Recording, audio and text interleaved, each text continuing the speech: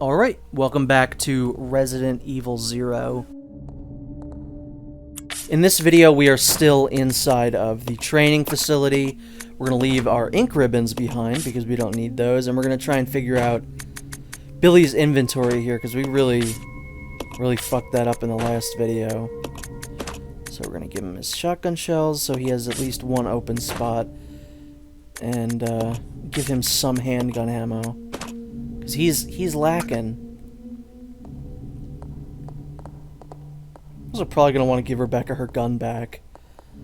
I had it unequipped anyway, but I think after you fight the Centurion boss, I think it just unequips from Rebecca anyway, which I don't really quite understand. But, you know, fair enough, game, fair enough.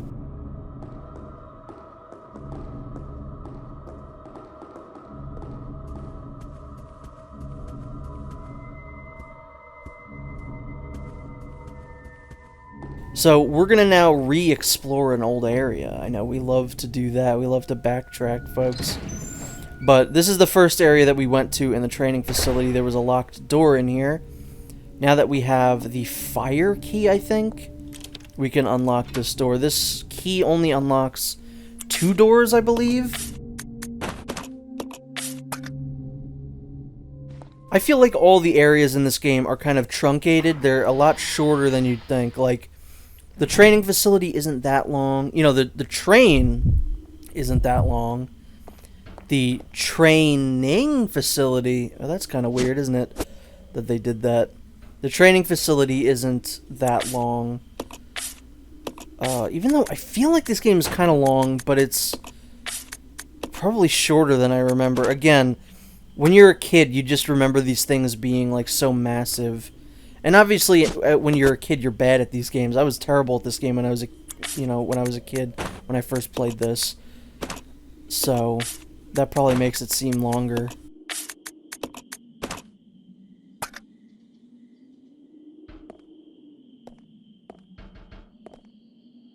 So, Billy and Rebecca both have, like, kind of side skills, almost.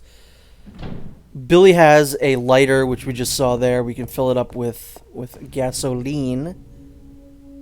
Rebecca has something that we haven't really touched on yet, but we'll get into it a little bit later on. It will become relevant somewhat soon.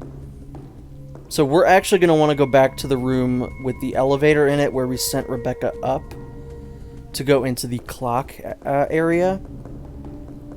Because there's now something Billy can do in there. This is just one of those silly, like, video game things. Like, if you were to put me in this mansion, I'd be out already. Because what we need to do, what our end goal is to get behind the painting of James Marcus that we first saw in that FMV cutscene. I would try and rip that painting off the wall, and if that doesn't work, I'd go through some more of these steps. Right now, I'm just throwing this key out, just get an extra spot in my inventory. We'll go through that door later. But what Billy needs to do in this room is light a candle. I'm pretty sure there are multiple... I mean, there's already a candle in this room. Just take that candle off of the candelabra and light it here. You know, that's what I would have done. That's an easier solution to that puzzle. In real life, obviously it doesn't work because you're limited to what you can do in the game.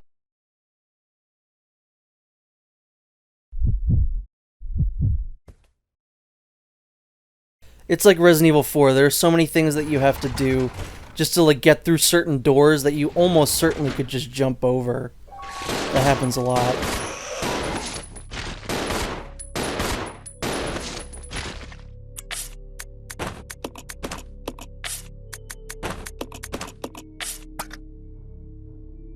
I like having the shotgun now because if a zombie does get a little too close for comfort, instead of just getting bitten or, you know, having to wildly shoot handgun bullets at him, you can now just quickly equip your gun, equip your shotgun, aim up, and hopefully take his freaking head off. So let's just give those back. I think the shotgun Shotgun shells are way more important to have at this point. I'll go alone. Okay. This way. Okay. Also, I guess I didn't mention it, but I did give Rebecca the shotgun Billy picked up and Billy the shotgun Rebecca picked up. Specifically, I did that for the Centurion fight because you don't want to have to, you know, shoot him twice, then reload, then shoot him twice, then reload. Having a shotgun that shoots 7 shells at, you know, without having to reload is a very good thing. And we're going to want Billy to hold on to that one. Rebecca can be fine with just her 2 shells. That's fine. That's all she needs. Whereas Billy, if we're fighting a boss, usually I'm going to want Billy to be the one to fight it because he can take more hits. So having him take more hits and also shoot more shells at the same time is what we're going to want to do. So that's just why I did that. Let's just give that to Rebecca. She's got more open space. And not only, I think, is it annoying that there's no item box and that you have to just leave things on the ground, I believe this is the shortest inventory in any Resident Evil game. At least from what I remember. I think it's 6 spaces are open, whereas usually it's around 8. I guess it's Chris's inventory from Resident Evil 1 Remake, I think. Because Chris has way less spots. So I don't know why they've done that, personally. Again, a lot of just strange choices that they made in this game. I still love this game, but the more, you know, the older I get, the more I can kind of see its flaws. I'll go. But I still love this game, I really do. I'm gonna pop that boy on there. You actually have to do that, I think fairly stupidly. There's really no reason for that, but there is an item that we have to grab in this room, and if the light is not on, we can't see it. Which I think is stupid. Why not just have the light already on in this room? There's no reason to have to add that extra step. This is kind of similar to a puzzle in Resident Evil 1. But in that one, you had to, like, kind of trick that, like, eagle that followed you around the room. This one, you don't really have to do that in. Follow me. Okay. And just regroup with Billy.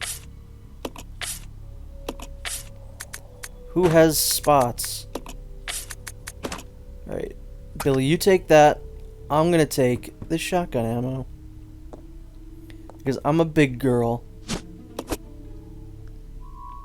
I mean, we're not really gonna hold on to this, though. I'm just gonna reload Rebecca's and then give this to Billy. Because, again, Billy Boy is gonna want to hold on to our ammo, our heavy ammo. We're gonna keep him with the grenade launcher, at least for now. I might give it to Rebecca at some point if I have to, but we're really going to want Billy to be the one to hold on to that. So this is some interesting stuff. Again, pause this to read it if you wish.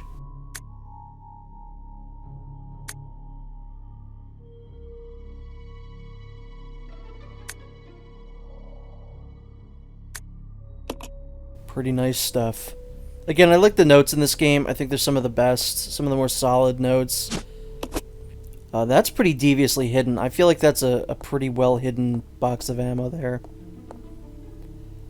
This was kind of weird. Check over there. I was thinking Billy was still staying there, but he wasn't.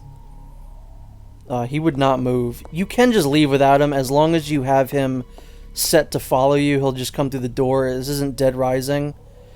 So I decided to just take control of him with the other stick, just to move him, just to see, like, is he broken? But that seemed to kind of get him out of his weird little... He was, like, just standing there daydreaming. I don't know what that was about.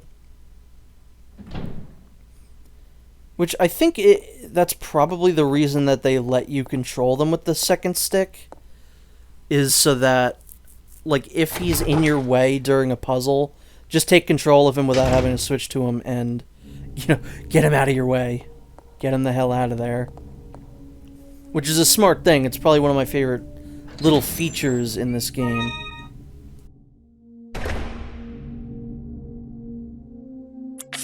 So while we're here, let's just get rid of this this other statue. We are not quite done with it yet. We need to have an empty space here, which is what I'm trying to figure out. What am I doing? Oh, I'm remembering that I didn't go pick up the statue. That's what I'm doing. So we have to get a matching statue for the one that we got last time. I'm going to just drop this key right now because this is... We're going to have to come back this way anyway. So putting that in our path, you know, means we don't have to backtrack or anything like that. So we got a black statue with one wing. I guess a one-winged angel in the last video? Yeah. Now we're going to get the companion piece to it and combine it with the wings.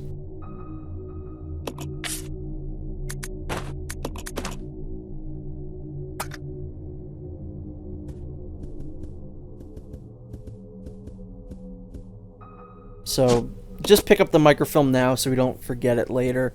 I could have, I guess, used that extra space to pick up the key outside, but we're going to be getting rid of the angel anyway. These are the things you have to really galaxy brain this game. You have to really think about what your next move is and what the next step is, where you want to leave items, leave them in your way. It's just so regrettable. I would so much rather go back to an item box. I don't know, man. It's silly.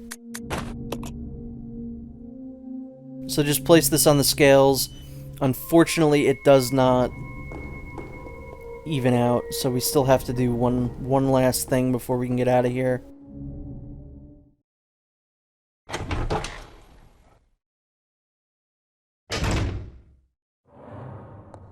And I thought I could just run by while mashing the X button, and it would allow me to pick that up, but that was not the case. I guess I actually had to go up to it. Which is lame. Just let me do what I want, game. So we want to go back to the clock tower? I don't want to call it a clock tower because it's not a tower, it's just a room. Go back to the clock room where Rebecca got attacked by those cockroach men, cockroachmen. This is something you want Billy to go on idle here. You don't want him to start wasting ammo on the birds. So just put him on idle and get the hell out of here. If he takes damage, that's not the worst thing. I would rather him take like a slight claw to the face than waste any ammo shooting those guys. So in here, we're gonna just want to put the minute hand or whatever this is in here, and we have a very easy puzzle to solve. We got a clue to this in one of the notes that we picked up. It said that the time was 8:15, so we're gonna want to set the minute hand to 3.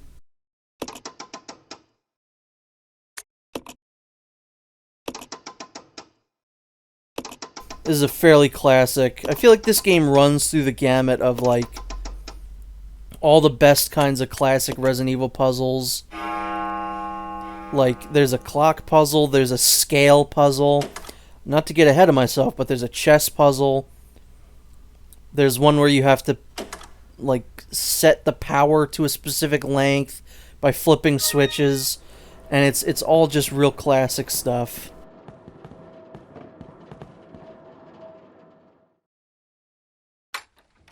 And once we run out of here, we're going to want to make sure we remember to put Billy on attack instead of idle. We just don't want him...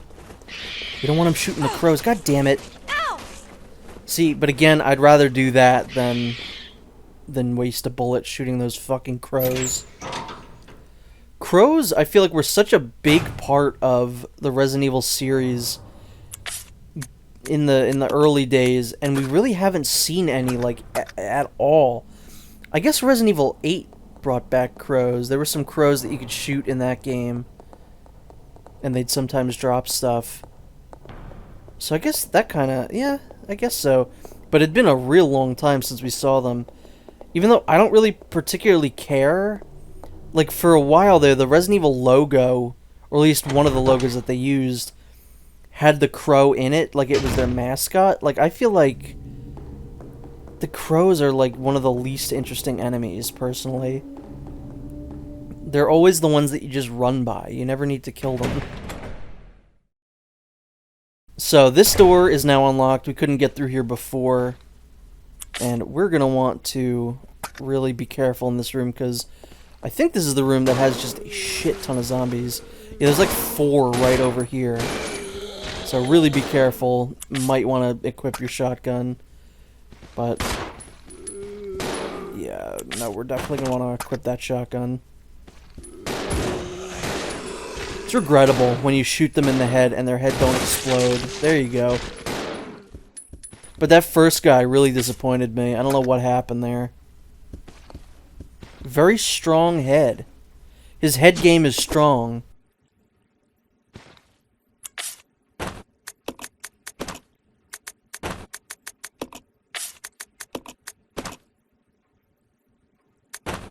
He is swimming in shotgun ammo. My God. Good for him. Good for Billy. This is insane. This is absolute insanity that you have to do all this stuff. The inventory management in this game is seriously insane.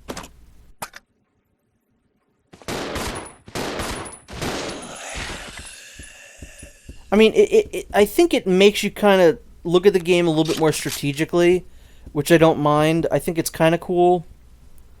But again, just give me an item box.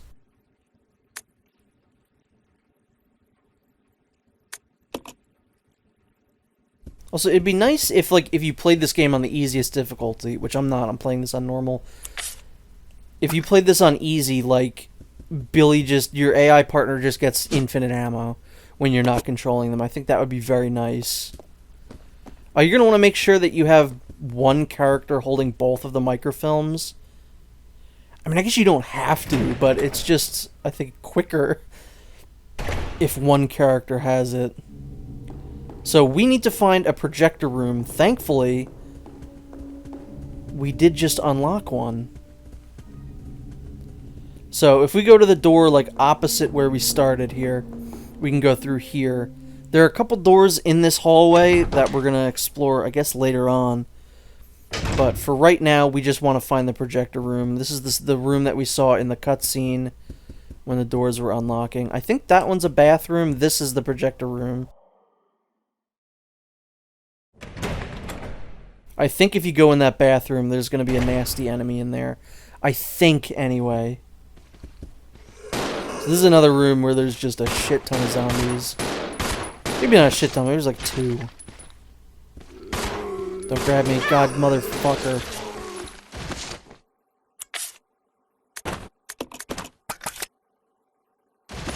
Let's try not to waste any more shotgun shells here. I think we got this. We got this under control.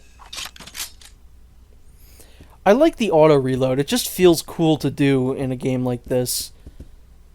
Even though, you know, if you're in combat, it's the last thing you want to see the character do is manual reload. But it is a cool animation.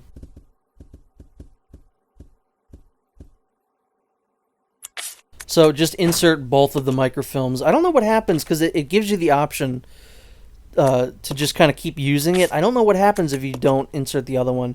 Maybe you get like half of a solution. So this is, as you could imagine, going to be another puzzle solution. And we get another classic Resident Evil item. We get the Mo disc. I know it's the MO disc, but come on, you can't not call it the Mo disc.